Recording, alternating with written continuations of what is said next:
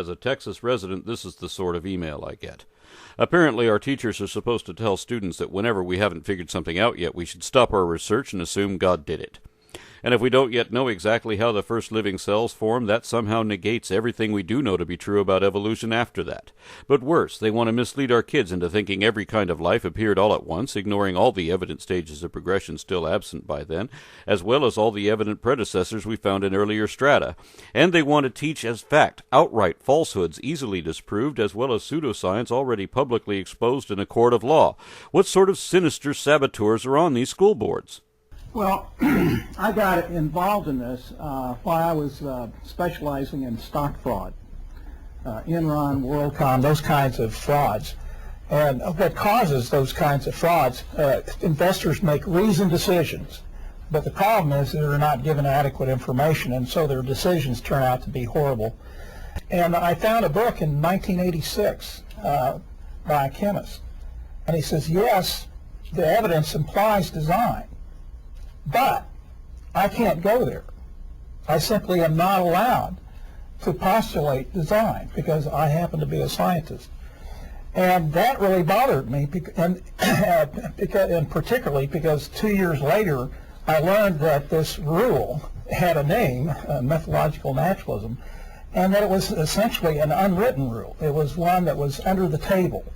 Far from being under the table, methodological naturalism is openly and repeatedly explained in many states' educational knowledge and skills requirements for every grade from kindergarten on up, and it is further detailed in every college-level course serving as a core requirement for a science degree. Because this rule has another name, too. It's also known as the scientific method, and minutes before Mr. Calvert made this ridiculous comment, I had already explained this to him myself. In religion, you can just say, okay, well, this is what I want to believe, and as a matter of faith, I will believe it. Faith is a belief that is without reason, it's independent of evidence, it's not dependent on evidence, and science is. Science has to be verifiable. In a scientific discussion, you have to be able to show there is a way to determine what is or is not correct. The institutions that are charged with bringing to us the information that we need to make that decision are suppressing not only evidence of design, but in order to make that suppression effective, they also have to suppress criticism of evolutionary theory. Back off, man. I'm a scientist. The suppression of uncomfortable ideas may be common in religion or in politics, but it is not the path to knowledge, and there's no place for it in the endeavor of science. Although Mr. Calvert claimed to be a geologist and a converted atheist, he is in fact just another lawyer trying to make an appealing case for creationism by pretending to be something he is obviously not, and by presenting science, evolution, religion, and the rejection of religion all as things they are also obviously not, with much the same negative effect. Evolutionary theory is not taught comprehensively in the public schools. It's taught very ambiguously. Okay. Unfortunately, that's one thing he's right about.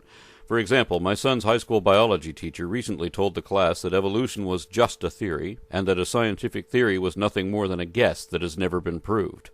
He also said that speciation had never been observed, and that no transitional species had ever been found, and that there was no beneficial mutations either, despite the list of them provided in the classroom's textbook. The previous teacher wasn't any better. That guy actually said that cockroaches were classified as vertebrates. Almost no one in the state understands either evolution or taxonomy, and this is just one example of our failed school system. Here in Texas, many members of the Board of Education are actually undereducated religious zealots who were positioned specifically to fulfill their agenda to distort instruction in science, history, ecology, and health, and to promote their own political perspective instead. It's a gross, grassroots system of indoctrination intended to condition students against the lessons they would otherwise accept if they make it to college. That's why Texas schools teach abstinence only instead of sex education, so it's no surprise that we also have one of the highest rates of teen pregnancy. Even when the state says to teach evolution, creationist teachers don't understand it and won't teach it properly. So what sort of intellect can we really expect Texas high schools to produce? I'm gonna prove that evolution's a bunch of bullcrap. How are you going to do that? I'm gonna fill this up with water and put a fish in it, but his food's gonna be up on this rock. When the fish gets hungry, he's going to have to grow legs and walk up here to eat. If he doesn't, that proves there's no evolution. Tampon, condom, pacifier, fish. Kind of small, don't you think? Maybe for eating, but not for science. The next day, Joy saw something that undid years of Sunday schooling. Sweet Jesus, the fish grew feet. What does that mean, Mommy? I think it means we don't gotta go to church no more. The problem is they're not given adequate information, and so their decisions turn out to be horrible. So you're saying that the scientific community basically is suppressing evidence that would not agree with what they're talking about? No, I'm saying institutions of science at the high level use methodological naturalism. Who? Top men.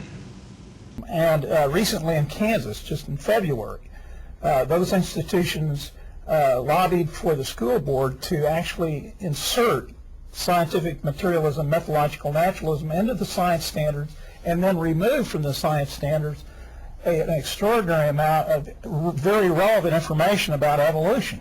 And it didn't have anything to do with intelligent design, but information that's relevant to our understanding of evolution was removed because we have this irrefutable commitment that we can only explain by virtue of material causes. Okay. As opposed to immaterial causes, i.e. magic. That's what he's pleading for.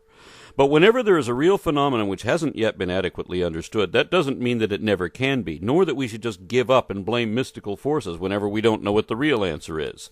Otherwise, everything Calvert just said was a lie. There was no high-level scientific conspiracy, and institutions of science neither removed any information from the science standards nor inserted any either. Rather, creationists on the Kansas Board of Education tried to remove methodological naturalism, which had always been the primary principle upon which all science is based. That's what empirical means. Every scientist must rely on methodological naturalism, or it wouldn't be science. Creationists even acknowledged this fact in the Kitzmiller versus Dover trial, when intelligent design proponents confessed their accidentally linked intention to redefine science such that unsupported conjecture could be asserted as factual, irrespective of evidence, analysis, or experimentation. Eliminating every element of practical methodology would not only disable and destroy everything science is or does, but Michael Behe testified that his expanded definition would even permit astrology to be taught as science. Pisces, it's a good time to pull the plug on that machine that's been keeping your daughter alive for the past 6 months. If you're a Taurus, see your florist. And if you're a Gemini like me, you can expect the unexpected. I'm Joyce Wilson, your astro... All those scientists, they're all alike. They say they're working for us, but what they really want is to rule the world! Not only did the Dover trial prove creationists' continuing agenda to neuter science from within and drag it back to a medieval level, but it also revealed that there was never any evidence of intelligent design, nor could there be, because the supernatural is, by definition, immaterial, not part of our reality. Consequently, there's no way to determine what's wrong with our assumptions about it, or even whether any of them were ever right on any point. Every religion might be right about different things, or all of that might have been imagined out of nothing, since it can neither be evidenced nor indicated by anything in any way. It can't pass any test, yet it can't be falsified either. That's why matters of faith can never be matters of science. What Calvert declared to be very relevant information about evolution was actually a list of erroneous allegations originally contrived by Jonathan Wells and already addressed and refuted with the other foundational falsehoods of creationism. Every year of the last decade or so, the school boards of every state have been accosted or dominated by ignorant radical evangelicals trying to undermine our children's education. The latest wave in the creationist strategy to promote theocracy through scientific illiteracy is the plea that we teach the controversy. And per their request, that's what I'm doing right now. Those who demand that we teach both the strengths and weaknesses of evolution won't admit what any of its strengths even are, if they ever knew, but they do know that each of the alleged weaknesses they're pleading for are either irrelevant ravings or misinformation, misunderstood and misrepresented, but they don't care, and they'll never correct it, because they want to deceive our kids into thinking that there's some scientific dispute of evolution when they know that no such dissension exists. They don't want to teach more about any science. They want to distort it all into an absurd parody that no one could seriously consider. They certainly don't want you to understand creationism either, albeit for all the opposite reasons. Then they expect you to obediently swallow it whole without any questions. And finally, new rule. You don't have to teach both sides of a debate if one side is a load of crap. When we're talking about public education, then we're talking about teaching other people's kids and trusting someone else to teach our kids. So in the interest of academic honesty and even simple human morality, those lessons shouldn't be distorted by religious opinion. Because what should matter most is not whatever we personally might rather believe, but only what we can verify really is true. And we know evolution is real. We've proven that it happens. We know how it works, and there's value in understanding that. So let's teach what the theories actually are and what their evidence is, and keep the lessons true. Leave debates of details to the experts in the field, not mere pupils who can't know enough yet to judge either side of anything. Let's definitely not let impressionable children be misled by ignorant deceivers who can neither qualify in science nor compete against it, and who seek to subvert it instead.